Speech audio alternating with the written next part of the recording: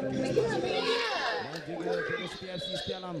Dengan DSJ kami bawa kepada anda secara langsung untuk aksi keempat bagi saingan peringkat kumpulan pada tahun 2026 itu 4-3-3. Ini dah permulaan pada petang ini. Sepak mula yang dimulakan oleh Velocity FC Setialam yang mengenakan jersey serba kuning akan menyerang dari kanan ke kiri skrin anda.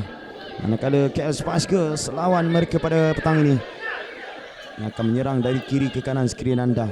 Kosong Match up yang baik lakukan oleh Azhar Hariza untuk memberikan sepakat penjuru buat Velocity. Hantaran ke ruang kotak penalti. Ada sentuhan ruang kali ini Ayuna, tetapi kita lihat corner kick yang kedua, tak silap saya Naki. Seorang satu kepada setiap pasukan. Putri bisa dengan 6 pemain sudah pun bersedia untuk Spice Girl di ruang kotak penalti. Tindakan susulan cuba dilakukan. Hampir saja mengundang satu situasi yang bahaya buat Velocity. Sayang sekali kita lihat ulang tayang. Tuan-tuan dan puan-puan, anda sedang menyaksikan. Ini dia bola dihantar baik oleh Putri Nurlisa. Cubaan untuk back heel daripada pemain masuk menggerakkan segala yang ada. Gol pertama perlawanan. Ini dia satu lagi peluang.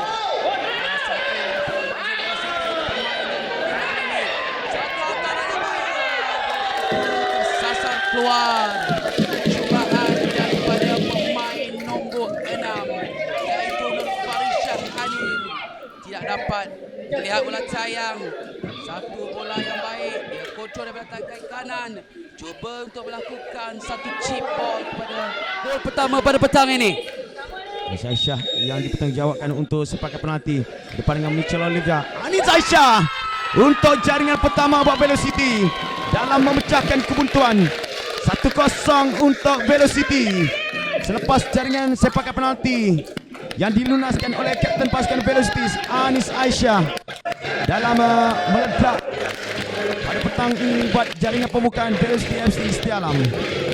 Akhirnya Naki kita menyaksikan gol pertama yang disempurnakan baik oleh pemain nombor 4 Anis Aisyah, mencipta nama sebagai penjari pertama dengan satu penalti yang sangat-sangat sempurna membuka tirai pada perlawanan petang ini.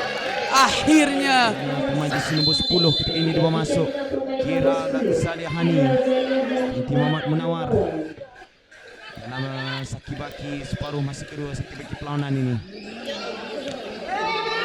Satu lagi peluang dihadiahkan. Satu lagi peluang untuk pemain nombor 18 itu. Namun gagal disempurnakan. Sayang sekali oleh pemain 18 itu. Nur Damia gagal mengambil segala peluang yang ada. Peluang telah pun dihadiahkan untuk menutup segala harapan. Namun miss kick yang menghancurkan lewat untuk melakukan sesuatu.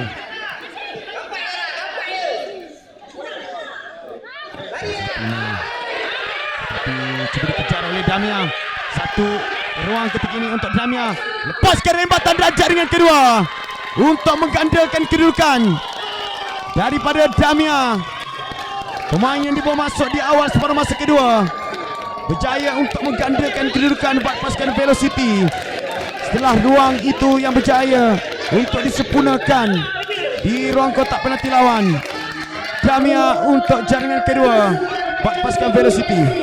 Tayang jaringan yang disempurnakan baik. Kali ini Damia mendapatkan gol kedua, menepus segala kesilapan tadi, memberikan gol kedua untuk pasukan Velocity FC Setialam bagi menyempurnakan satu perlawanan yang begitu. 7 pemain, 8 pemain sudah pun berada di ruang kotak penalti Spice Girls ataupun Velocity. Tandukan cuba dilakukan. Dan akhirnya Rizal penamat daripada pengadilan petugas untuk menamatkan perlawanan pada petang ini. Dan pastinya Velocity berjaya melakarkan kemenangan untuk mengutip 3 mata penuh. Sam penuh KL Spice Girls 0, Velocity 2. Dua jaringan hasil daripada Ania Aisyah melalui sepakan penalti dan Damai Batisha di minit ke-69. Syabas, tahniah dan terima kasih pada kedua pasukan untuk aksi yang terpuji pada petang ini. Terus menyokong akan pembangunan bola sepak wanita FS Women's Super League. This is our time.